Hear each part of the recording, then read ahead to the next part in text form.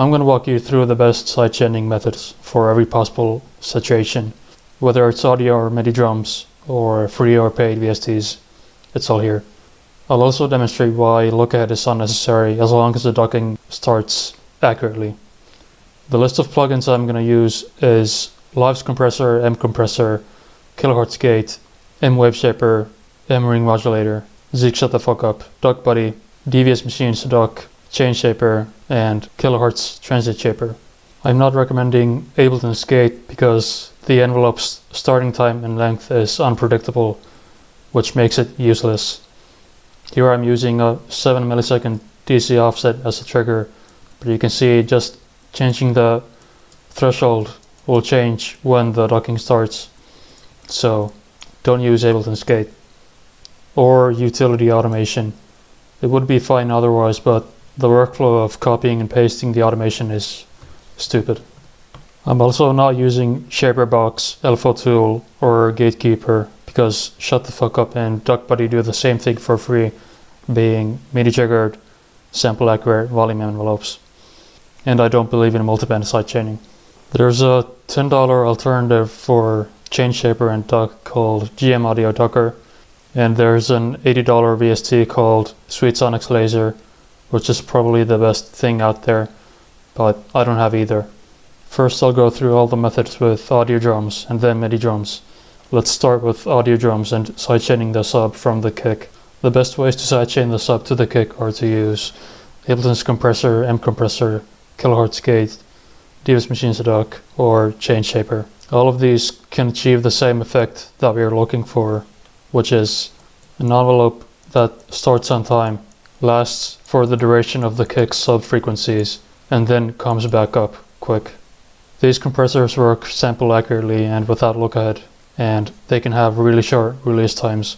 Not every compressor's release gets as quick as these. Kilohertz Gate is also sample accurate, but you have the option for 5 milliseconds of look-ahead and smoothing. Duck and Chain Shaper won't start on time without look-ahead, so you'll need to keep look-ahead on for those, along with smoothing. So if I turn look-ahead on for Duck, let's say 5 milliseconds. Now we're getting this click before the drum hits, so we have to enable smoothing to get rid of that. And the same thing goes for Chain Shaper. The default settings of 6 milliseconds of look-ahead and the maximum smoothing is perfect for Chain Shaper. Make sure that your kick subtail isn't too long.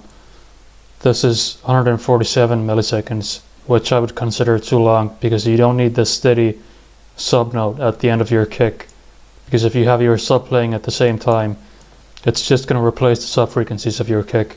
So let's say you have a long kick with a long high-end tail, and you want to crop the sub tail short while keeping the high-end tail. If you want to do that without changing the kick sound or getting any phase shift, you can use M ratio MB to separate it into two bands with a 6 dB per octave crossover or a linear phase crossover. You would solo the low band and duplicate the track, then solo the high band on the second one. Freeze and flatten both. And now you can just cut the subtail shorter while keeping the high end. As soon as it lands on a steady note, you can cut it off. I'll do my kicks between 50 and 100 milliseconds usually. You're gonna need a separate trigger. Make one by duplicating the kick you have, or by taking any drum sample and put M Wave Shaper on it and force every sample to be at full amplitude. Then freeze and flatten the trigger. If you're using M Compressor or Lives Compressor, you're going to want to crop the trigger 10 milliseconds before the kick's subtail ends. So right here. Then link these tracks together and mute the trigger track. On Ableton's compressor, not the Live 8 one, but the new one, you're going to want maximum ratio, minimum attack, 2 milliseconds of release, log mode, minus infinite threshold, no look-ahead, and no sidechain EQing. Then choose the trigger track as the sidechain, and this is what that's going to look like. That's a sample accurate attack right there. If you solo the sub, you'll hear a click, cause that's a jump discontinuity between those two samples there, which causes an overshoot, which is audible because there's silence afterwards. If the sub phase happens to be at a 0 crossover, there's no click cause there's no audio rate drop off in volume. In that case, you essentially have a slower fade to -infinity. And just pretend I nailed the 0 crossover there. That slow fade to silence can also be achieved with look ahead and smoothing regardless of the sub's phase, but it's unnecessary. You don't need to get rid of that click. See how if I solo the kick, we're going from silence to full volume within one sample. Well, this isn't full volume because this isn't a very loud transient, but usually kicks will have a loud transient up to 0 dB, but we have this change in volume within one sample, and with a soloed sub it's the other way around. This one sample long click technically happens in both cases. We can just hear it with the sub because there's nothing after it, but if you combine and sum both of these, that click disappears because we're going straight from the sub's last sample to the kick's first sample right there. So the click disappears because the kick displaces it. On M compressor, you're going to want to lower the RMS value to peak, the attack to 0, the release to 10 milliseconds. Then you're going to enable custom shape, right click on the graph, snap to grid, choose 6, do the same thing with the Y grid, drag the middle point up to where it says -7.48, drag this down, change this curve to mode 1, drag it all the way up, drag this handle all the way so it becomes smooth. And remember to enable the sidechain input. And now if I choose the trigger as the source, we get yet again a perfect result. This is what you get when you fine-tune the settings to what I just showed you and use the trigger that I explained earlier. So that's sidechain compression on the sub from the kick done right. How about the snare? This is different because snares don't clash with the sub spectrally, so you can use a shorter ducking envelope. So let's just make a separate trigger for the snare.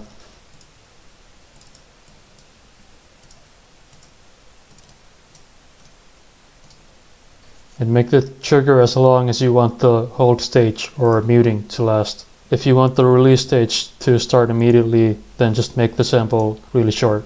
We're going to sidechain from that trigger the same way as before, except now you can just increase the release.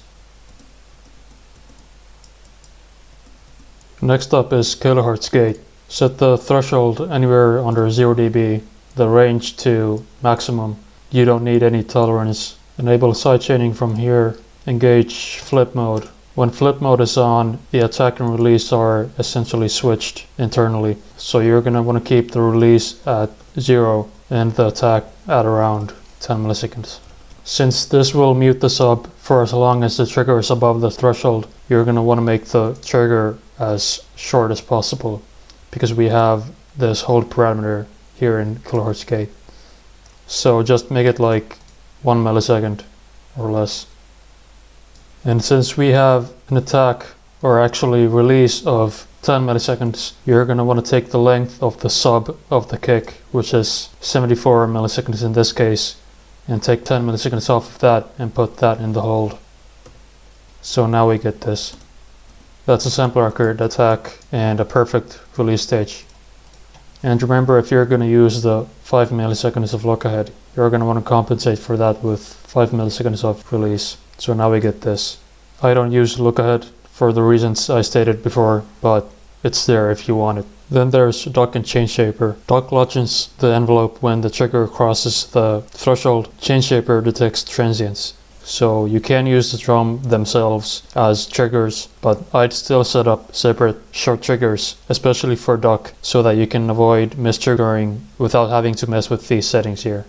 Chain shapers transient detection might miss some hits if they're coming in really fast. The length of the triggers isn't really that important, just make them short enough. With duck, I would set the look ahead to be 2 milliseconds or up, and then just adjust the smoothing until you can't hear the click anymore. I find chain shaper a bit easier in this regard because the default settings of 6 milliseconds and maximum look ahead works every time, just like I mentioned earlier. When sidechaining anything else but the sub, you can use all of those methods with separate triggers and just make the docking quicker. If you're using the compressors, make the triggers as long as you want the hold time to be, like I told earlier, and adjust the release from there. All you need to achieve here is to hear the drum transients and then come back in volume at a pace that sounds good. But there's another tool you can use here, and it's the kilohertz transient shaper. I recommend using a separate trigger with this as well, for the same reason as with dock and chain shaper. If you enable sidechain, choose the trigger as a source, and then put the attack at minimum, speed at maximum, you get a pretty good docking envelope. If you want it to be longer, you can increase the pump knob, or just make the speed slower. This is good for anything but the sub, because this doesn't go down to minus infinity, which it doesn't need to, and there's no accurate control of the envelope times. But that's fine if you're not sidechaining the sub, so this will be fine on hats and mid basses and just everything else but the sub. This is probably the easiest plugin to use out of all. It's just not very accurate, so keep that in mind. Let's move on to MIDI drums, which I recommend doing if you're in Ableton. When your drums are in MIDI, you can choose to make either an audio sidechain trigger or a MIDI sidechain trigger. To make an audio sidechain trigger, you would just duplicate your drum so it's assigned to the same note, and then you can rename it to kick trigger, mute it. So there's a kick trigger, and you can do the same thing with the snare.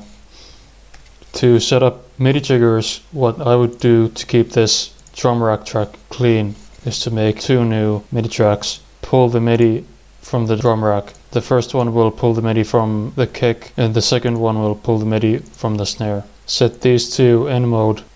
One thing you can do is send both of these to duck, which takes MIDI information as sidechain, but duck has a 1 millisecond attack. You're gonna want to enable look ahead on duck if you're using MIDI triggers. Some new tools you can use here are Shut the Fuck Up and Duck Buddy. Duck Buddy is great because you can just route the MIDI into it from here instead of using external instruments. You also have an oscilloscope where you can see what length your sidechain curve is compared to your kick.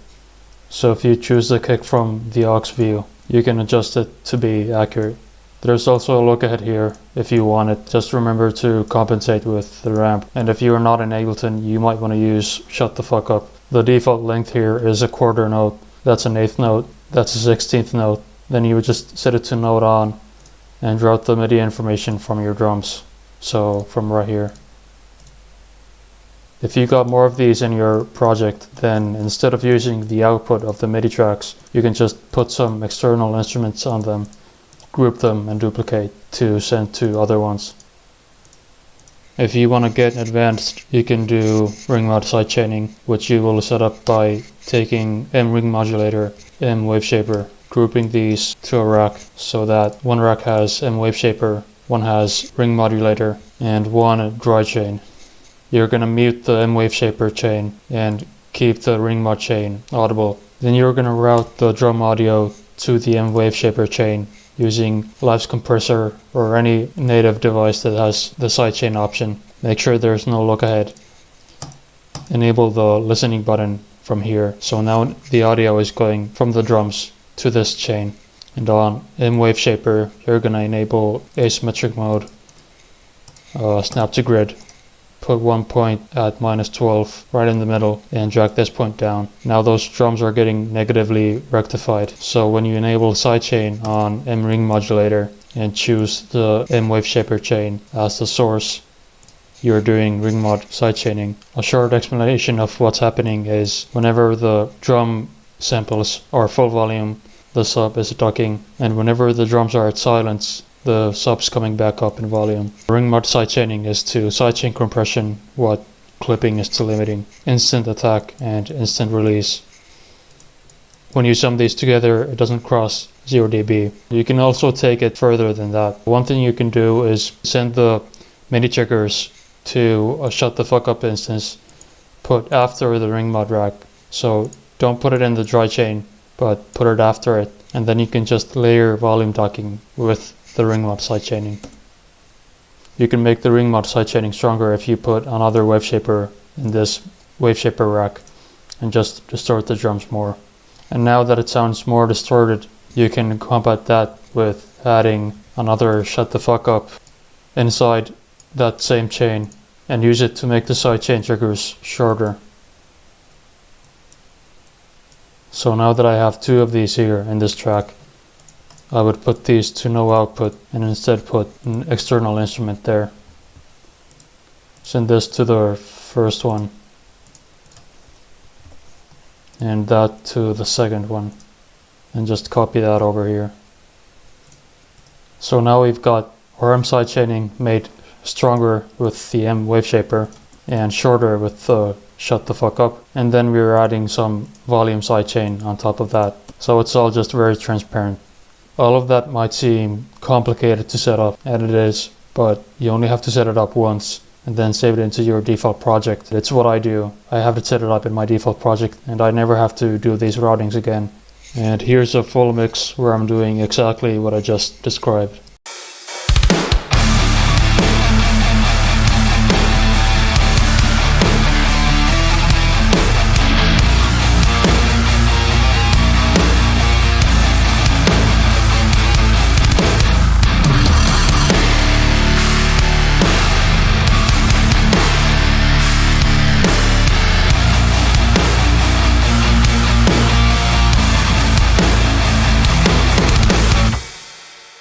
That's all I got on sidechaining. I'm gonna go watch Peaky fucking Blinders now.